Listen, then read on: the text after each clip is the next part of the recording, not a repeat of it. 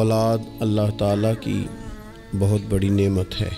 انسان جب صاحب اولاد ہوتا ہے تو خدا کی خاص رحمت اس کے شامل حال ہوتی ہے، لیکن اس کے ساتھ ساتھ انسان کے لیے یہ بہت بڑی آزمائش بھی ہے۔ اولاد کے ساتھ ڈھیر سارے مسائل بھی وابستہ ہوتے ہیں۔ ان کے لیے ان کے والد اور ان کی والدہ کے ذمے جو حقوق اللہ رسول نے صلی اللہ تعالیٰ علیہ وسلم عائد فرمائے ہیں، ان کا خیال رکھنا بھی بڑا ہی ضروری ہے۔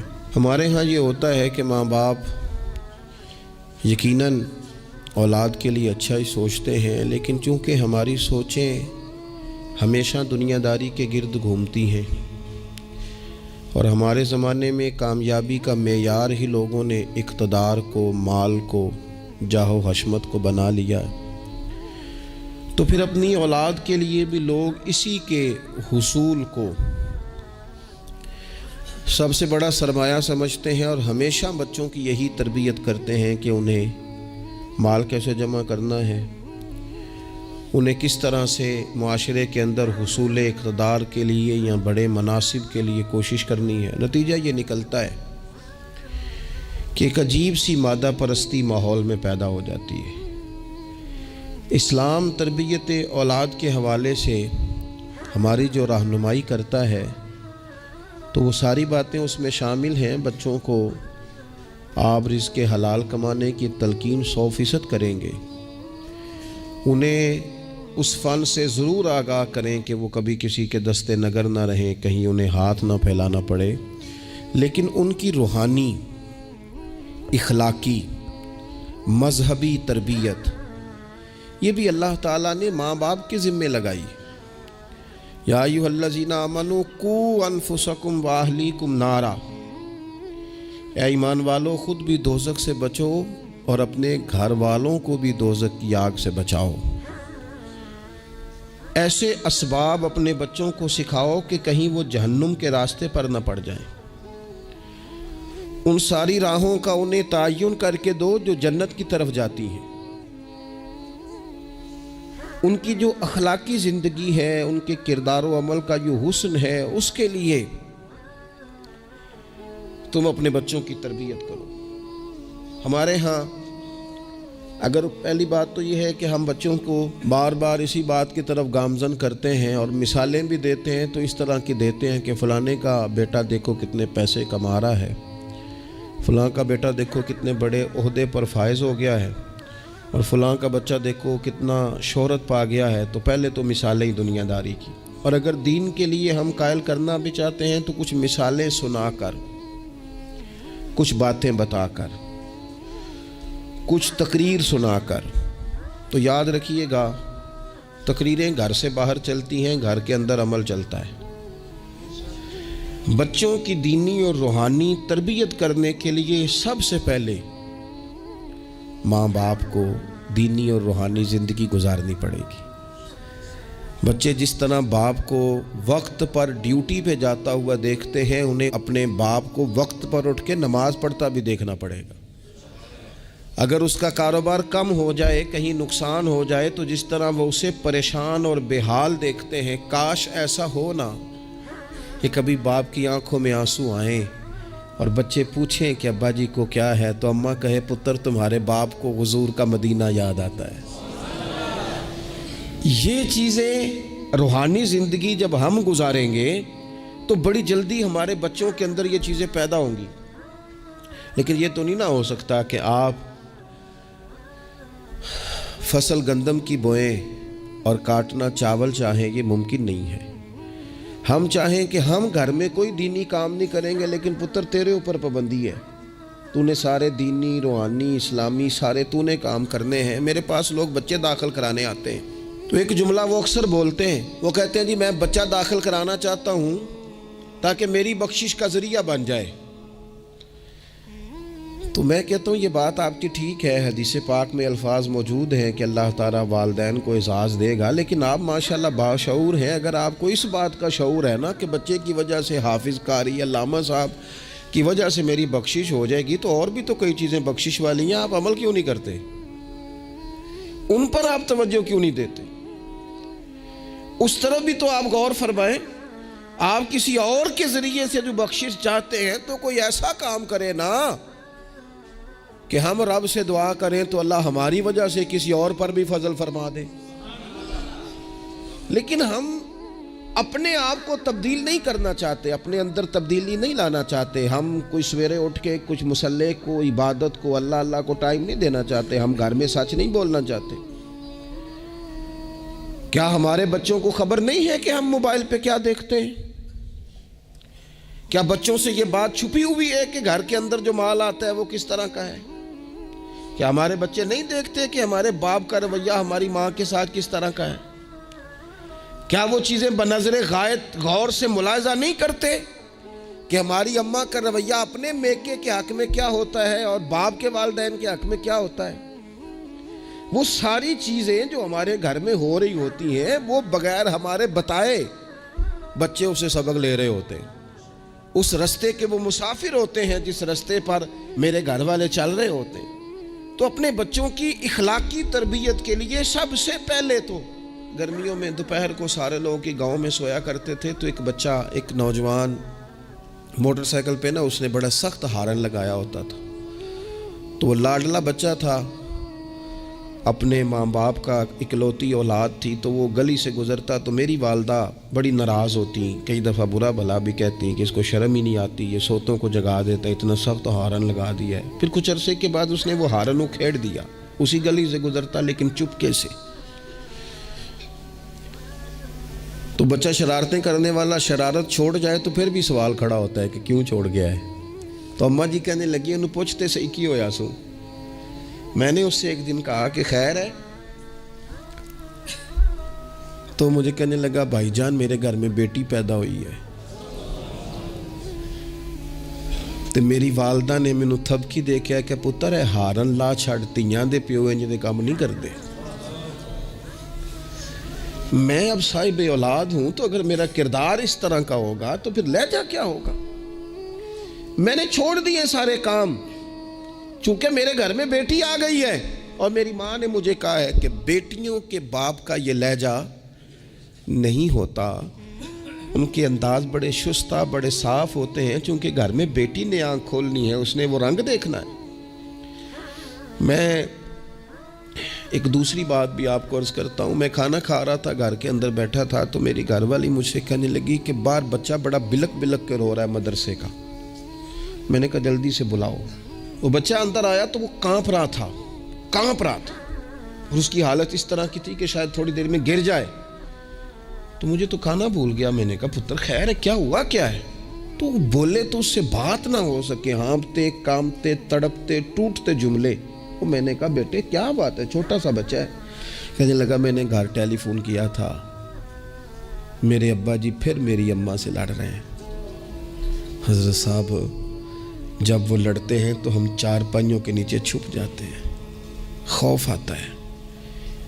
میری بہنیں روتی ہیں، ہمیں کسی چیز سے اتنا ڈر نہیں آتا کیونکہ ہمارا والد پھر ہماری اماں کو مارتا ہے. خوف آتا ہے. آج گھر میں نا پھر ابا جی اماں کو پیٹ رہے ہیں. میں نے فون کیا تھا تو بہنیں رو رہی ہیں، آپ دعا کر دیں ہمارے گھر میں سکون ہو جائے. ہم تو اپنے بچوں کی آنکھوں میں آنسو نہیں دیکھ سکتے، پر یہ کس نے رلایا ہمارے بچوں کو؟ ماں باپ نے مل کے. کس نے تباہی کی؟ ان کے خیالات کیوں بکھر گئے؟ اتنا خوف کس چیز نے طاری کیا؟ یہ سکون کس نے چھینا؟ میں نے پھر ان کے والد کو بلایا، گزارش کی، اور مجھے امید ہے کہ وہ میری بات بھی سمجھ گئے ہوں گے. میں نے ان کو وہ سارے حالات سے آگاہ کیا کہ آپ کے بچوں کی نفسیات کہاں تک جا رہی ہے. پر میری آپ اس واقعے کے بعد میں سمجھا کہ شاید یہ ایک گھر کا مسئلہ تو نہیں ہوگا، جانے کتنے گھروں میں یوں ہوتا ہوگا، کتنے بچے خوف کی زندگی گزارتے ہوں گے، اللہ جانے اب کیا ہونے لگا ہے. تو اپنے بچوں کی اخلاقی تربیت کے لیے، اخلاقی بڑا پیار کرتا ہے باپ اپنے بچے سے. میں صحیح بتاتا ہوں آپ کو، بڑا پیار کرتی ہے ماں اپنے بچے سے. لیکن یاد رکھنا اس پیار میں کہیں وہ اخلاقی حدود کو کراس نہ کر جائے. یہ دیکھ لینا کہیں آپ کے لاڈ پیار میں کوئی ناجائز بات اس کے منہ سے نکلے کسی کے بارے میں اور آپ اسے قبول کر کے کہیں اسے تباہ نہ کر دیں. باپ میں نے دیکھا ہے یہ کام کرتے ہیں. کہ بچے نے اگر کبھی کوئی تحفہ مانگ لیا ہے اور موقع آ گیا ہے تحفہ دینے کا تو باپ اوور ٹائم بھی لگاتا ہے. والد کہتا ہے اپنی فیکٹری کے مالک سے کہ میں تھوڑے تھوڑے کٹوا دوں گا پر مجھے بچوں کے لیے گفٹ خریدنا ہے، ان کے کپڑے بنوانے ہیں. بڑی جان جوکھوں میں ڈالتا ہے اور وہ کہتا ہے کہ میں اپنے بچوں کو مایوس نہیں دیکھنا چاہتا، میں اعلیٰ سے اعلیٰ چیز بھی لاؤں گا. پر آپ کو پتہ ہے اللہ کے پیارے رسول علیہ السلام نے فرمایا کسی باپ کا اپنے بیٹے کے لیے، اپنی بیٹی کے لیے سب سے بہترین تحفہ یہ ہے کہ وہ اپنے بچوں کو اچھا ادب سکھا دے. یہ سونا تحفہ دیا ہے باپ نے کہ اس بچے کو اس نے اچھی تربیت سے روشناس کرا. یہ خوبصورت تحفہ سونا یہ کمال کر دی والد نے کہ اس نے اپنے بچے کے آداب زندگی میں ایک اچھے ادب کا اضافہ کیا. آپ نہ ہزاروں کا لاکھوں کا تحفہ لے کے آئیں لیکن اس کی اخلاقی تربیت کریں، اس کے کردار میں جاذبیت پیدا کریں. ہو نہ آج بھی کوئی ماں ایسی جو غوث پاک کی ماں کی طرح کہے پتر بھوک کاٹ لینا پر جھوٹ نہ بولنا. ہو نہ کوئی ماں آج بھی ایسی جو بابا فرید کی ماں کی طرح یہ کہے پتر تجھے شکر پسند ہے پر ملے گی تب جب تو نماز پڑھ کے مصلی اٹھائے گا. ہو نہ آج بھی کوئی خواجہ بختیار کاکی کی ماں جیسی ماں جو سارا دن گھر میں سپارے پڑھتی رہے اور 15 سپارے یاد ہوں اور صبح شام پڑھے. او خدا کے بندو کچھ چیزیں ایسی ہیں جو کردار کی روشنی سے نور پاتی ہیں، جو صرف عمل کے حسن سے دنیا کو حسین کر دیتی ہیں. بچوں کی روحانی تربیت، اخلاقی تربیت. ہم جو بچوں کو سبق دے رہے ہیں وہ محدود زندگی کا دے رہے ہیں. ہم مسلمان ہیں، ہمیں ہمارے دین نے کہا ہے کہ زندگی 60-70 سال کی نہیں، اس کے بعد بھی ایک زندگی ہے جو ہمیشہ رہنے والی ہے، ختم نہ ہونے والی ہے. ہم نے بچوں کو جتنے اسباق پڑھائے ہیں وہ دنیاوی زندگی کے لیے، روزی روٹی کے لیے، کاروبار کے لیے، شادی نکاح کے لیے. لیکن ہمیں ہمارے دین نے کہا ہے کہ انہیں وہ سبق بھی دو جو قبر میں بھی انہیں کامیاب کرے. قُوا أَنفُسَكُمْ وَأَهْلِيكُمْ نَارًا، خود بھی دوزخ کی آگ سے بچو گے اور اپنے بچوں کو بھی بچاؤ گے. یہ اہتمام کرو. تو وہ خاص خوبصورتی جو ہمارے دین نے کہا ہے کہ ان کی اخروی زندگی میں ان کے کام آئے. دیکھیں نا نبی پاک صلی اللہ تعالیٰ علیہ وسلم نے 3 چیزیں ہمارے ذمے لگائیں. فرمایا اپنی اولاد کو سکھاؤ. یہ باپ کے ذمے لگائی ہیں حضور نے چیزیں، ماں کے ذمے لگائی ہیں. فرمایا یہ اپنی اولاد کو سکھاؤ. 3 چیزیں. یا رسول اللہ صلی اللہ علیہ وسلم کون کون سی؟ فرمایا کہ تو اپنی اولاد کو اپنے نبی کی محبت سکھاؤ.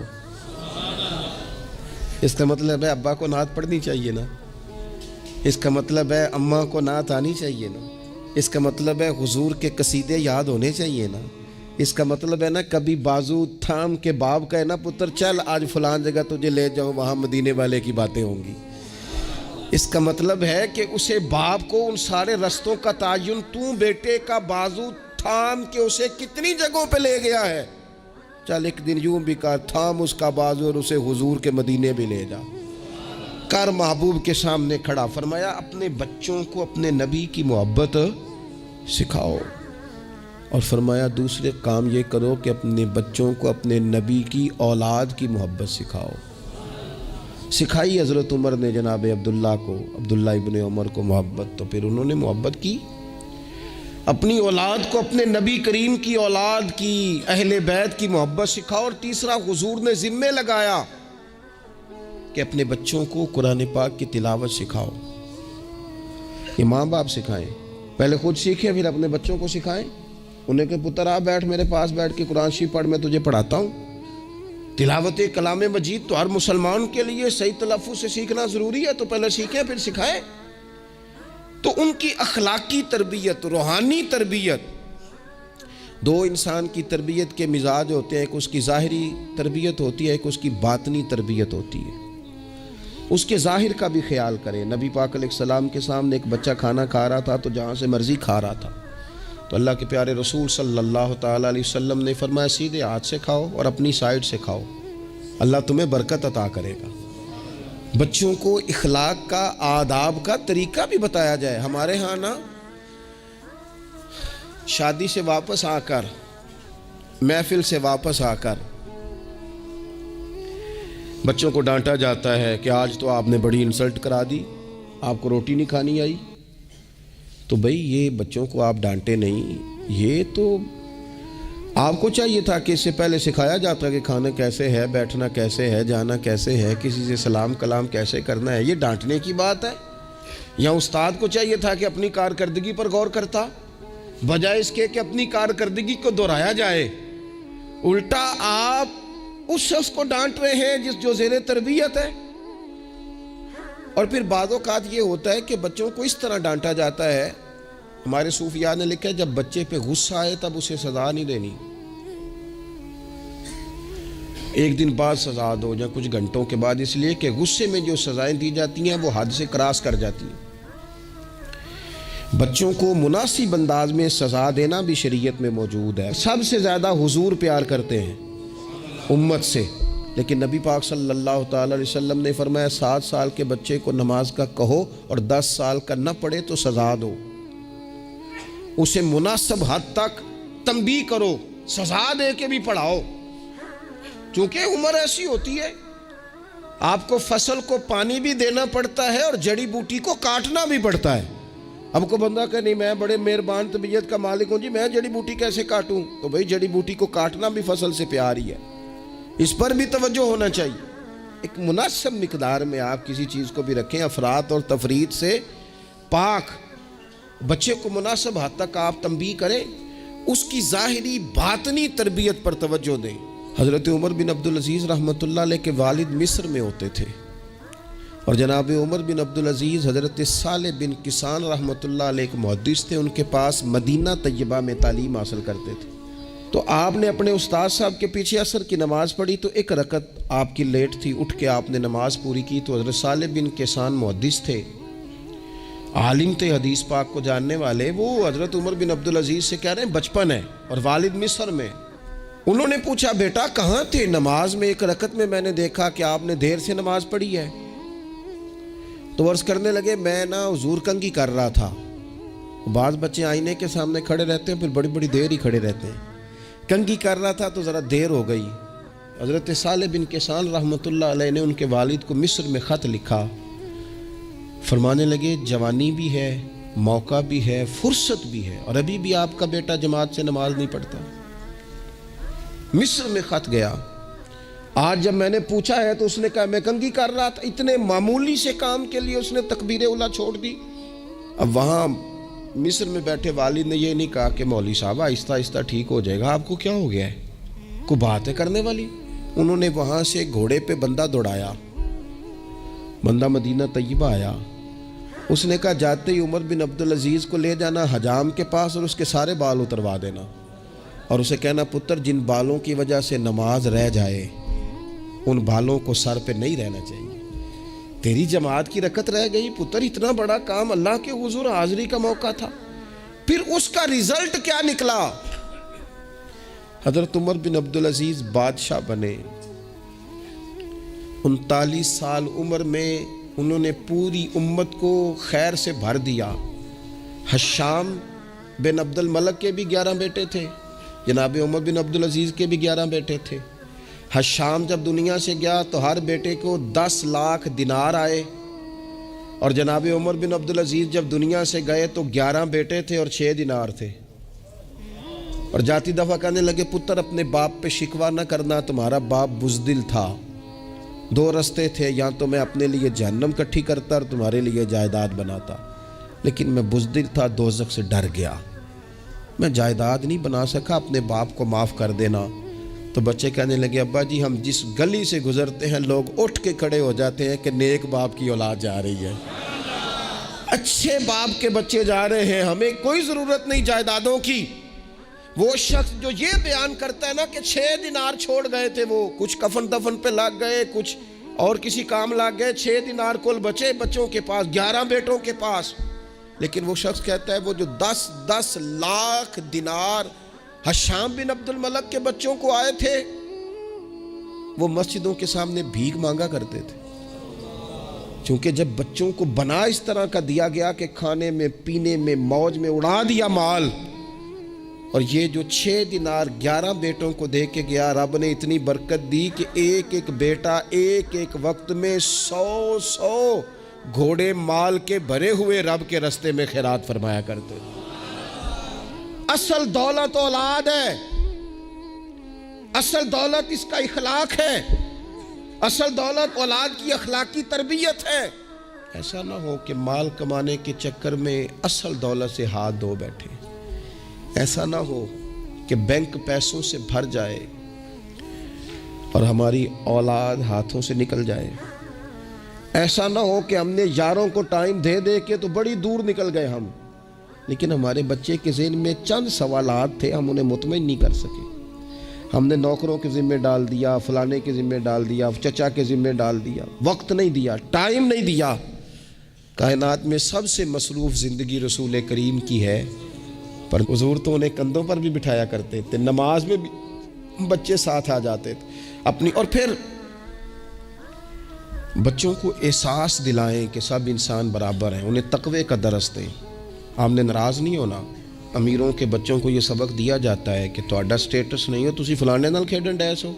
حضرت عمر کے زمانے میں ایک گورنر کے بیٹے نے ایک غریب کے بیٹے کو مارا تھا، تو حضرت عمر نے گورنر صاحب کو معزول کر کے اونٹ چرانے پہ لگا دیا۔ لوگوں نے کہا ابے کا کیا قصور ہے؟ فرمانے لگے اس کا بھی تو قصور ہے نا، اسی نے تو اسے بتایا کہ تو گورنر کا پتر ہے، اگر وہ بتاتا کہ بیٹا قانون سب کے لیے ایک جیسا ہے تو یہ کام نہ ہوتا۔ چھوڑ دو، کمی اور چودھری کی تقسیم، تمہاری اولادیں بچ جائیں گی۔ چھوڑ دو امیر اور غریب کا فرق، بچے متقی اور پرہیزگار ہو جائیں گے۔ چھوڑ دو یہ سٹیٹس کا دھندا، تمہاری اولاد کے دل سے کبر اور تکبر نکل جائے گا۔ محبوب نے یہ فرق مٹا کے ہمیں بتایا ہے کہ اخلاق حسن ہے، کردار معیار ہے۔ تمہارے اندر اگر تقوی کی دولت آتی ہے تو یہ اصل اعزاز ہے۔ خوش قسمت ہے وہ باپ جس کو کوئی آ کے کہے کہ تیرے بیٹے کو نماز پڑھتے دیکھا ہے۔ میں نے ایک جگہ ایک تراویح پڑھی تو میرے ساتھ ایک صاحب تراویح پڑھ رہے تھے، وہ روتے جا رہے ہیں، تو میں یہ سمجھا کہ شاید ان کو قرآن مجید کی سمجھ آ رہی ہے، چلے تھوڑا بہت، میں بھی طالب علم ہوں قرآن پاک کا، تو میں نے کہا ایسی آیات تو نہیں ہے اتنا رونے والی، لیکن بہت ہی رو رہے ہیں۔ تو 2 رکعتوں کے بعد میں نے ان سے کہا کہ اب تو آپ کی کیفیت وہاں چلی گئی ہے کہ نماز میں اتنی آواز نکلنی نہیں چاہیے، کیا مسئلہ ہے؟ تو کہنے لگے حضرت صاحب میرا پتر پہ تراویح پڑھانا ہے۔ تو یہ دیکھیں نا، یہ بہت بڑی خوبصورتی ہے، لیکن یاد رکھیں اس کا حافظ قاری عالم ہونا بھی بڑی بات ہے، لیکن شرط یہ ہے کہ وہ اخلاقی طور پر اگر ایک اچھا انسان بن جائے تو پھر بھی بڑی بات ہے۔ اگر آپ کو یہ کوئی آ کے بتائے کہ میں جا رہا تھا چکی پہ گندم لے کر پسوانے کے لیے، لیکن تیرے بیٹے نے تو جلدی سے موٹر سائیکل روکا ہے، اس نے کہا چچا جان مجھے دینا، میں چھوڑ کے آتا ہوں، اور میں جا رہا تھا ڈاکٹر کی طرف دوا لینے، لیکن اس نے کہا کہ آپ ادھر میرے ساتھ آئے نا، میں جاتا ہوں آپ کو لے کر کے۔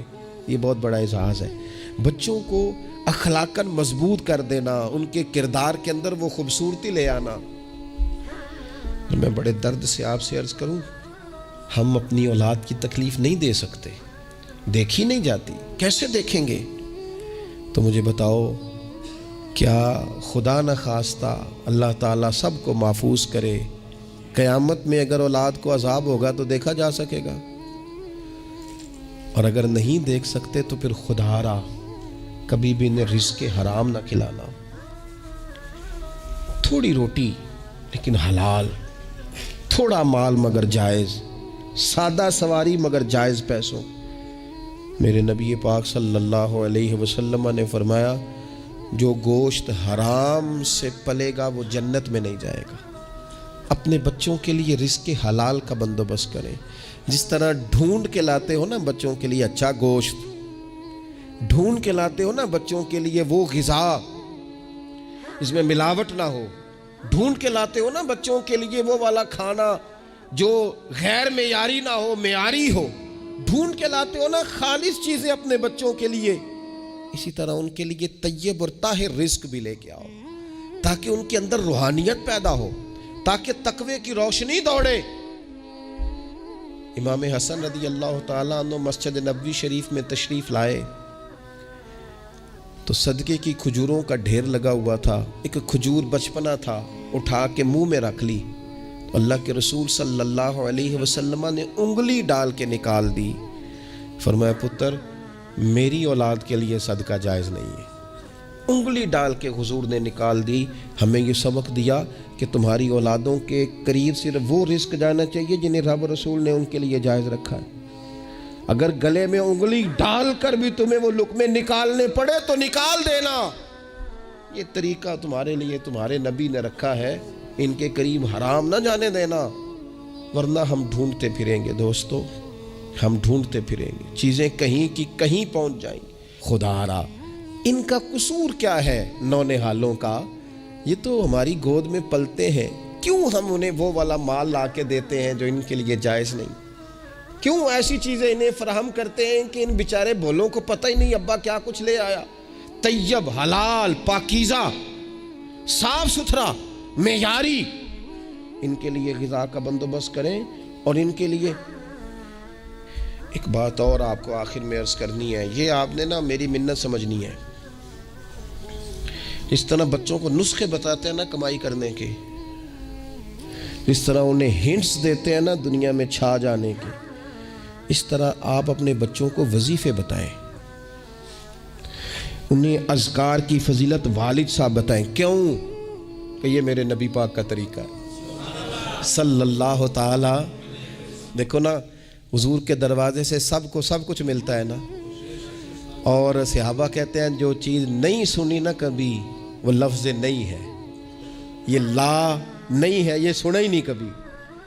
لیکن نبی پاک صلی اللہ تعالیٰ علیہ وآلہ وسلم نا سحری کے وقت سیدہ فاطمہ آرام فرماتی، سحری کے وقت، تو حضور نے ہماری تعلیم کے لیے، ہمیں سمجھانے کے لیے بیٹی کو پاؤں سے پکڑ کر اٹھایا، فرمایا فاطمہ اٹھو، یہ تو رب سے رزق مانگنے کا وقت ہے، اٹھو، طلوع فجر سے طلوع صادق تک اللہ تعالیٰ رزق تقسیم کرتا ہے، اٹھو مصلے کو آباد کرو۔ شاید یہی وہ سبق تھا کہ امام حسن کہتے ہیں پھر میں نے اپنی ماں کو ساری رات ہی مصلے پہ دیکھا، سارا دن ہی دعائیں مانگتے دیکھا۔ او دیکھو میرے دوستو، حضور کے دروازے سے سب کو سب کچھ ملتا ہے، پر جب سیدہ فاطمہ نے کہا تھا نا یا رسول اللہ غلام مل جائے، تو کریم رسول نے بیٹی کو وظیفہ دیا۔ چلو حضور کی سنت سمجھ کے ابا جی ایک وظیفہ بتائیں نا اپنی بیٹیوں کو، بتائیں گے انشاءاللہ؟ چلو ایک وظیفہ بتائیں نا بیٹوں اور بیٹیوں کو، اور کہیں کہ یہ میں بھی پڑھتا ہوں، بڑی برکت والا ہے پتر تو بھی پڑھا کر، یہ وظیفہ بتائیں گود میں بٹھا کے۔ میں نے کہا ہم ہنٹس دیتے ہیں مال کمانے کے، یہ بھی تو دو نا۔ تو نبی پاک علیہ السلام نے کہا پتر غلام تو میں مدینے کے غریبوں پر تقسیم کروں گا، لیکن تجھے ایک وظیفہ دیتا ہوں، 33 بار سبحان اللہ پڑھا کر، 33 بار الحمدللہ پڑھا کر، 34 بار اللہ اکبر پڑھا کر۔ جب بھی یہ وظیفہ ختم ہوگا رب غلام آزاد کرنے کا ثواب عطا فرمائے گا۔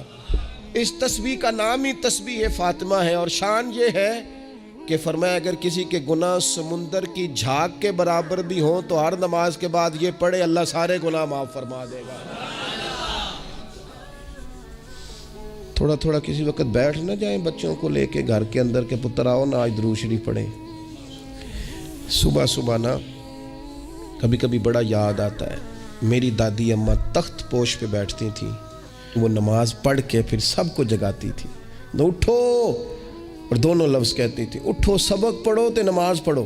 نماز اور سبق اس سے مراد ہے نماز پڑھ لو اور پھر قرآن پاک۔ یہ 2-4 دن کریں نا ہم سارے اپنے اپنے گھر میں، کہ آؤ بھی بچوں سارے پہلے نماز پڑھیں پھر سارے قرآن شریف کھولیں، تھوڑی دیر یہ کھولو نا، امید ہے رب کے فرشتے رحمتوں کا نزول فرمائیں گے۔